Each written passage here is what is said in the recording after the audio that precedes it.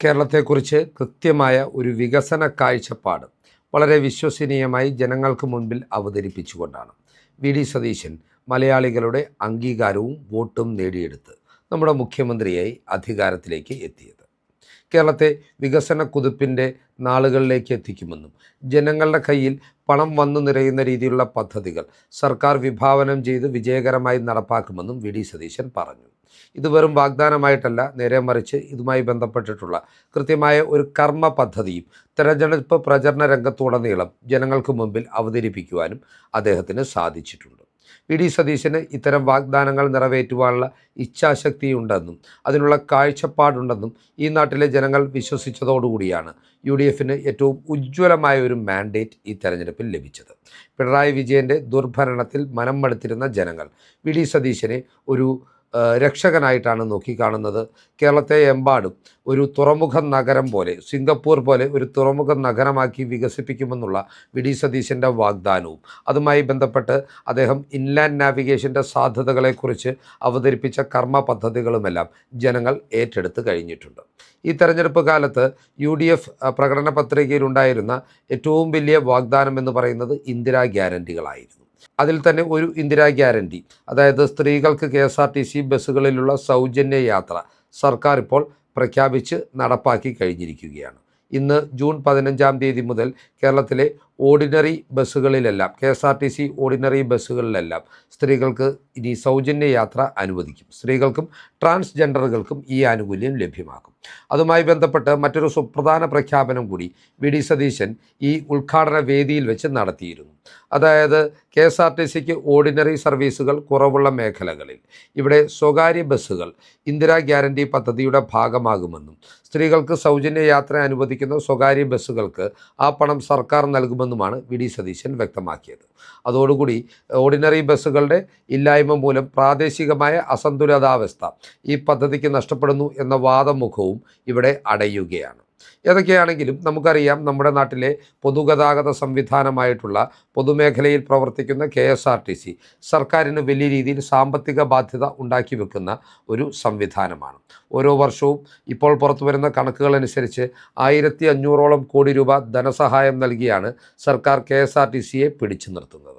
ഇത്തരത്തിൽ ദീർഘകാലം മുൻപോട്ട് പോകുവാൻ ഒരു സർക്കാരിനും സാധിക്കുകയില്ല എന്നും KSRTCയിലേക്ക് നൽകുന്ന ഈ 1500 കോടി രൂപ വികസന പദ്ധതികളിലേക്കും ക്ഷേമ പദ്ധതികളിലേക്കും വഴിതിരിച്ചു വിടുവാനുള്ള സാധ്യതയുണ്ടായാൽ അത് കേരളത്തിന് വലിയ സാധ്യതകൾ, അനന്തമായ വികസന സാധ്യതകൾ തുറക്കുമെന്നും കൃത്യമായി മുഖ്യമന്ത്രി വി.ഡി. സതീശൻ മനസ്സിലാക്കുന്നുണ്ടെന്നാണ് ഇപ്പോൾ പുറത്തു വരുന്ന ചില റിപ്പോർട്ടുകൾ സൂചിപ്പിക്കുന്നത്.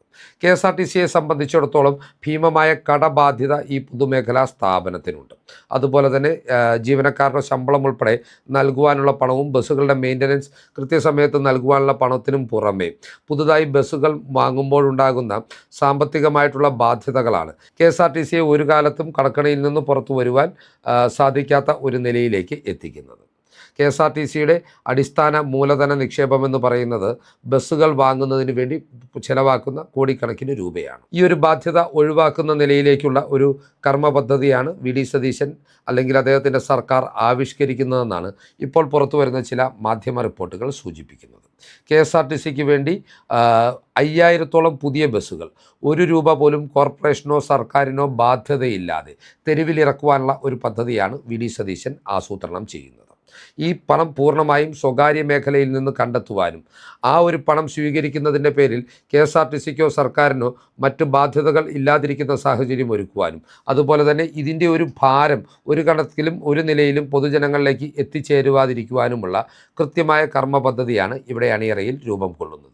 ഒരുപക്ഷെ വി.ഡി. സതീശൻ അവതരിപ്പിക്കുന്ന ജൂൺ 19-ാം തീയതി അവതരിപ്പിക്കുവാൻ പോകുന്ന ആദ്യ ബഡ്ജറ്റിൽ തന്നെ ഇതുമായി ബന്ധപ്പെട്ട പ്രഖ്യാപനം ഉണ്ടാകുമെന്നും ഇപ്പോൾ പുറത്തു വരുന്ന വിശ്വസനീയമായ സ്രോതസ്സുകളിൽ നിന്ന് നമുക്ക് മനസ്സിലാക്കുവാൻ സാധിച്ചിട്ടുണ്ട്.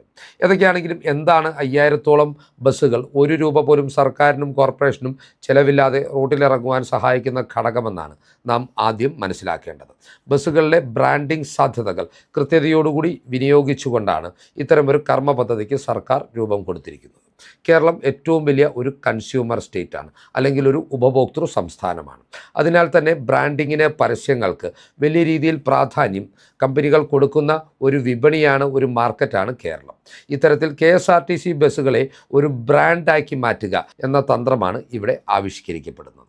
അതായത് ഏതെങ്കിലും സ്വകാര്യ കമ്പനികൾക്ക്, സ്വകാര്യ സ്ഥാപനങ്ങൾക്ക്, ഉദാഹരണം പറഞ്ഞാൽ വൻകിട ഹോട്ടലുകൾ, ആശുപത്രി ശൃംഖലകൾ, അതുപോലെ തന്നെ ഹൈപ്പർ മാർക്കറ്റുകൾ, ജ്വല്ലറികൾ, വിവിധ ബ്രാഞ്ചുകളുള്ള വൻകിട വസ്ത്രശാലകൾ, അതുപോലെ തന്നെ ചെയിൻ, മാക്സ്, റിലയൻസ് ട്രെൻഡ്സ് പോലുള്ള ചെയിൻ സ്റ്റോറുകൾ, ഇവയ്ക്കൊക്കെ സർക്കാരിന് വേണ്ടി ബസ് വാങ്ങി പൂർണ്ണമായും അവരുടെ ബ്രാൻഡിങ് ആ ബസ്സിൽ പതിപ്പിച്ചുകൊണ്ട് KSRTCക്ക് കൈമാറുവാൻ സാധിക്കും. KSRTC ഇത്തരത്തിൽ ഓടുന്ന റൂട്ടുകളിലെല്ലാം ഇവർക്ക് പരസ്യം ലഭിക്കും. പ്രാഥമിക ചെലവായി ഒരു ബസ്സിന് 30 മുതൽ 50 ലക്ഷം രൂപ വരെ ഇത്തരത്തിൽ വൻകിട സ്ഥാപനങ്ങൾ നൽകേണ്ടി വരും. എന്നാൽ ഇതിന് പകരമായി തങ്ങളുടെ ബ്രാൻഡിങ് ദീർഘകാലത്തേക്ക് അല്ലെങ്കിൽ സുദീർഘകാലത്തേക്ക് ആ ബസ്സുകളിൽ പതിപ്പിക്കുവാനുള്ള അവകാശം ഇവർക്ക് ലഭിക്കുന്നു എന്നുള്ളത് കൊണ്ട് തന്നെ ഒരു ദീർഘകാല നിക്ഷേപമായി കമ്പനികൾക്ക് ഇതിനെ നോക്കിക്കാണാവുന്നതാണ്. സ്വകാര്യ സ്ഥാപനങ്ങൾ മാത്രമല്ല, വൻകിട പരസ്യ ഏജൻസികൾക്കും ഇത്തരത്തിൽ പണം, മൂലധനം നിക്ഷേപിച്ച് KSRTCക്ക് വേണ്ടി ബസ്സുകൾ വാങ്ങി നൽകുവാൻ സാധിക്കും.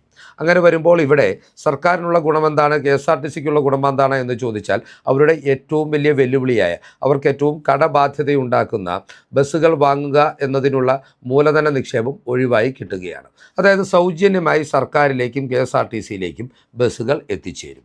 ഇത് ഡ്രൈവറെയും കണ്ടക്ടറെയും ഉപയോഗിച്ച് ഇന്ധനമൊഴിച്ച് ഓടുക, സർവീസ് നടത്തുക, കൃത്യതയോടുകൂടിയുള്ള മെയിൻ്റനൻസ് നടത്തുക, സർവീസുകളുടെ കൃത്യമായിട്ടുള്ള നിർവഹണം ഉറപ്പാക്കുക എന്നത് മാത്രമായിരിക്കും ഇവിടെ സർക്കാരിൻ്റെയും KSRTCയുടെയും ഉത്തരവാദിത്വം. ജനങ്ങൾക്ക് ഒരു രീതിയിലുള്ള ബാധ്യതയും ഇത്തരത്തിലുള്ളൊരു പദ്ധതി ഉണ്ടാക്കുന്നില്ല എന്നതും ശ്രദ്ധേയമാണ്. അങ്ങനെ KSRTCയിലേക്ക് മൂലധന നിക്ഷേപം സൗജന്യമായി സ്വകാര്യ മേഖലയിൽ നിന്ന് എത്തിച്ചേരുന്നതോടുകൂടി അത് ജനങ്ങൾക്ക് കൂടുതൽ സൗജന്യ ആനുകൂല്യങ്ങൾ ഈ സർവീസുകളിൽ നൽകുവാനുള്ള ഒരു സ്പേസും സർക്കാരിന് നൽകും എന്ന കാര്യത്തിൽ തർക്കമില്ല. KSRTCയുടെ പഴക്കം ചെന്നിട്ടുള്ള, ഉപയോഗശൂന്യമായിക്കൊണ്ടിരിക്കുന്ന, അപകടകരമായ നിലയിൽ ഇപ്പോഴും സർവീസ് നടത്തുന്ന അനവധി ബസ്സുകൾ, ആയിരക്കണക്കിന് ബസ്സുകൾ കണ്ടം ചെയ്തുകൊണ്ട് അത്തരത്തിൽ പണം കണ്ടെത്തുവാനുള്ള സാധ്യതയും ഇവിടെ KSRTCക്ക് മുമ്പിൽ ഒരുങ്ങുകയാണ്. ഇത്തരത്തിൽ ബസ്സുകൾ കണ്ടം ചെയ്യുന്നതിലൂടെ, സ്ക്രാപ്പ് ചെയ്യുന്നതിലൂടെ ലഭിക്കുന്ന പണം എന്ന് പറയുന്നത് പരിപൂർണമായും KSRTC ജീവനക്കാരുടെയും പെൻഷൻകാരുടെയും കുടിശ്ശികകൾ നികത്തുവാനും KSRTCയുടെ ബാധ്യതകൾ തിരിച്ചടയ്ക്കുവാനും ഉപയോഗിക്കുവാൻ കഴിയുന്നതാണ്. അങ്ങനെ കൃത്യമായി ഒരു മൂലധന നിക്ഷേപം ഒഴിവാക്കിക്കൊണ്ട് KSRTCയെ ഒരു ബ്രാൻഡിംഗ് ഉപാധിയാക്കി മാറ്റിക്കൊണ്ട് കേരളത്തിൽ പുതിയൊരു ബിസിനസ് സാധ്യത കൂടി VD സതീശൻ സർക്കാർ തുറന്നു വെക്കുകയാണ്. ഇത്തരത്തിൽ പണം മുടക്കുന്ന സ്ഥാപനങ്ങളെ സംബന്ധിച്ചിടത്തോളം നാടിൻ്റെ ഓരോ മുക്കിലും മൂലയിലേക്കും തങ്ങളുടെ പരസ്യങ്ങൾ എത്തിക്കുവാൻ ഇതിൽ പരം ഉപകാരപ്രദമായ ഒരു സംവിധാനം അവർക്ക് ലഭിക്കുവാനും പോകുന്നില്ല. നമുക്കറിയാം, സർക്കാർ വന്നതിന് ശേഷം മോഡിഫിക്കേഷൻ നടപടികൾ പ്രഖ്യാപിക്കുന്നതിൻ്റെ ഭാഗമായി, വാഹന മോഡിഫിക്കേഷൻ നടപടികൾ പ്രഖ്യാപിക്കുന്നതിൻ്റെ ഭാഗമായി ഒരു തീരുമാനം എടുത്തു, അല്ലെങ്കിൽ അതുമായി ബന്ധപ്പെട്ട റിപ്പോർട്ട് തയ്യാറാക്കി എന്ന സൂചനകളുണ്ടായിരുന്നു. ഇവിടെ തന്നെ വാഹനങ്ങളിൽ അസഭ്യമല്ലാത്ത, അനാശാസ്യമല്ലാത്ത ചിത്രങ്ങളും ലോഗോകളും പതിപ്പിക്കുന്നുള്ള അനുവാദങ്ങൾ, ഗ്രാഫിക്സുകൾ പതിപ്പിക്കുന്നുള്ള അനുവാദങ്ങൾ ഇതിനോടകം തന്നെ നൽകിയിട്ടുണ്ട്. ടൂറിസ്റ്റ് ബസ്സുകൾക്കും ഈ ആനുകൂല്യം ലഭ്യമാണ്. യഥാർത്ഥത്തിൽ ഇവിടെ KSRTCക്ക് മാത്രമല്ല ഇതൊരു വരുമാന മാർഗമാകുവാൻ പോകുന്നത്. നമ്മുടെ നാട്ടിലൂടെ ഓടുന്ന ടൂറിസ്റ്റ് ബസ്സുകൾക്കും അതുപോലെ തന്നെ സ്വകാര്യ ബസ്സുകൾക്കും, വേണമെങ്കിൽ ടൂറിസ്റ്റ് ടാക്സികൾക്കും വരെ ഇത്തരം ബ്രാൻഡിംഗ് സാധ്യതകൾ ഉപയോഗിക്കുവാനുള്ള ഒരു ആനുകൂല്യം ലഭ്യമാകും.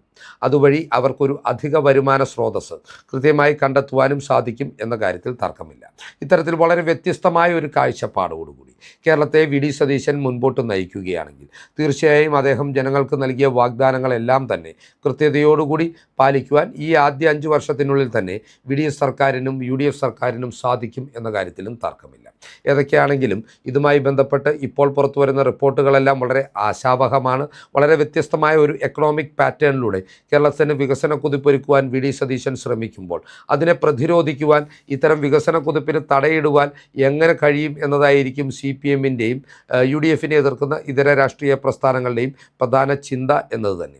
ഇക്കാര്യത്തിൽ നാം ഏറ്റവും ഭയപ്പെടേണ്ടത് CPMനെ തന്നെയാണ്. കാരണം ഈ നാടിൻ്റെ വികസനത്തെ എല്ലാ കാലത്തും പിന്നോട്ടടിച്ചത് അവർ നടത്തിയിട്ടുള്ള പിന്തിരിപ്പൻ തീപ്പൻ സമരങ്ങളും പ്രതിഷേധങ്ങളും തന്നെയാണ്.